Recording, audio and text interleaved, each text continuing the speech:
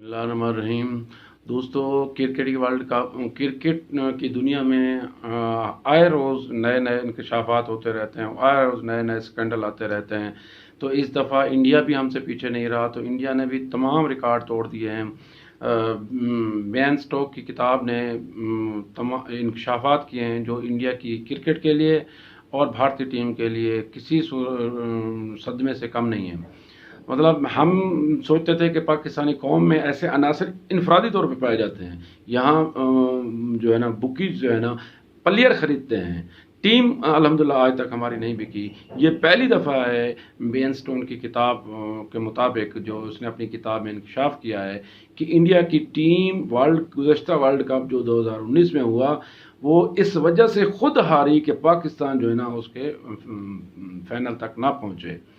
तो Ben Stoke कहता है कि जब ये बैटिंग करने आए, चाहे इनमें के जितने भी प्लेयर्स थे उनमें कहीं किसी में भी ये ख्वाहिश नज़र नहीं आती थी, उनकी बॉडी लैंग्वेज ऐसी नज़र नहीं आती थी, ना ही उनके रवैयों में ऐसी चीज़ नज़र आ रही थी।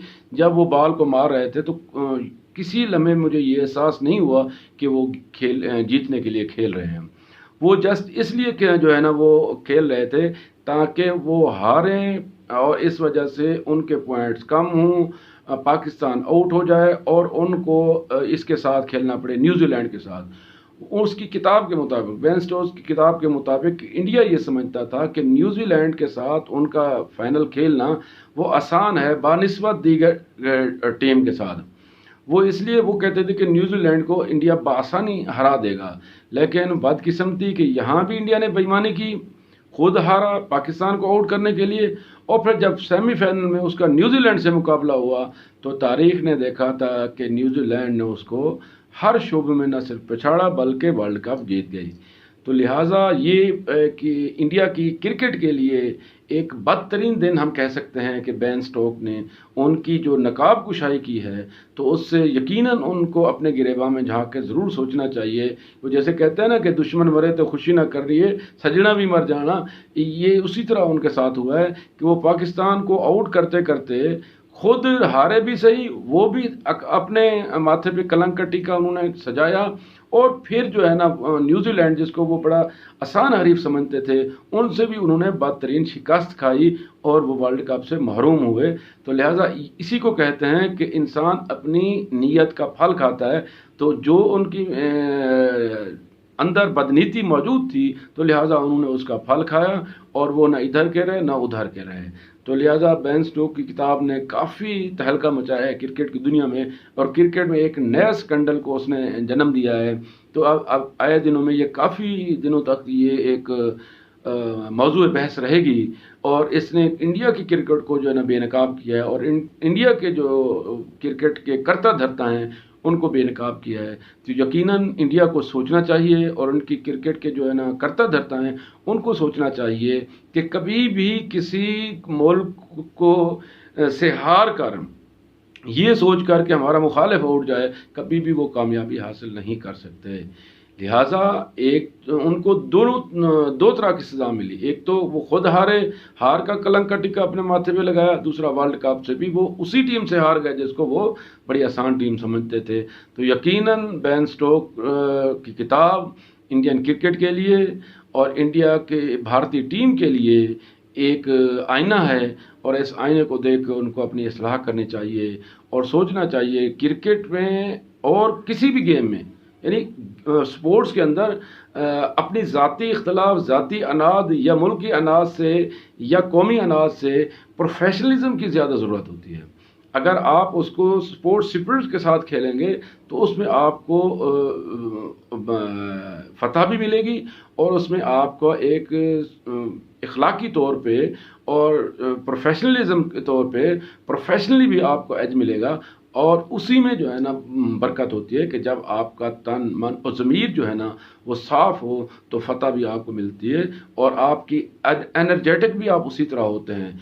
तो लिहाजा इसने, बेन स्टोक ने यकीनन एक क्रिकेट की दुनिया में स्कैंडल तो क्रिएट किया है, और इंकशाफात से भरपूर किताब लिखी है। वहाँ इसने इंडियन क्रिकेट टीम के लिए, انڈیا کے کرکٹ کے جو اکابرین ہیں، کرتا دھرتا ہے، ان کے لیے اور ان کی حکومت کے لیے بھی ایک لمحہ فکریہ چھوڑا ہے، تاکہ وہ اپنی اصلاح کریں اور آئندہ سے ایسی غلطیوں کا تدارک نہ کریں۔ تو لہٰذا ہمیں غلطیوں سے سیکھنا چاہیے، ہمیں اپنی اصلاح کرتے رہنا چاہیے، ہمیں اپنے گرابہ میں جھانکنا چاہیے۔ تو اس طرح ہم ترقی بھی کر سکتے ہیں اور زندہ قومیں کرتی بھی اسی طرح ترقی ہیں۔ تو لہذا مجھے امید ہے کہ انڈیا کی عوام سے، انڈیا کی کرکٹ ٹیم سے اور بھارتی جو ہے نا حکومت سے، کہ وہ اس جو انکشافات ہیں ان کی تحقیقات کرے گی اور اس میں جو غلطیاں ہیں اپنی ٹیم کے اندر تو ان کی اصلاح کرے گی اور ان کو دور کر کے بہتر سے بہتر جو ہے نا کرکٹ ٹیم بنانے کی کوشش کرے گی۔ تو اس انکشافات سے تو ایک بات تو ویسے ضرور ثابت ہوئی ہے کہ ہمیشہ کوئی بھی ہو، وہ پاکستانی ٹیم ہو، وہ انڈین ٹیم ہو، چاہے وہ نیوزی لینڈ کی ہو، برطانیہ کی ہو یا جس کی بھی ہو، ہمیشہ پروفیشنلزم ان کے اندر ہونا چاہیے، ہمیشہ سپورٹ اسپرٹ کے ساتھ ان کو کھیلنا چاہیے، اپنے ملکی یا قومی یا ان تعصبات سے بالا تر ہو کے کھیلنا چاہیے۔ اگر وہ اس سے بالا تر ہو کے نہیں کھیلیں گے تو یقیناً انڈین کی کرکٹ ٹیم کا جو انجام ہے وہ سب کے لیے ایک سبق ہے۔ تو اس سبق سے جہاں نہ صرف انڈیا کے عوام کو، انڈین کرکٹ ٹیم کو اور انڈین حکومت کو جو ہے نا وہ سوچنا چاہیے، بلکہ ہم کو بھی، پاکستان کو بھی، دیگر اقوام کو بھی سوچنا چاہیے کہ اگر وہ تعصب کی بنیاد پہ کھیلیں گے تو یقیناً ان کے حصے میں رسوائی آئے گی۔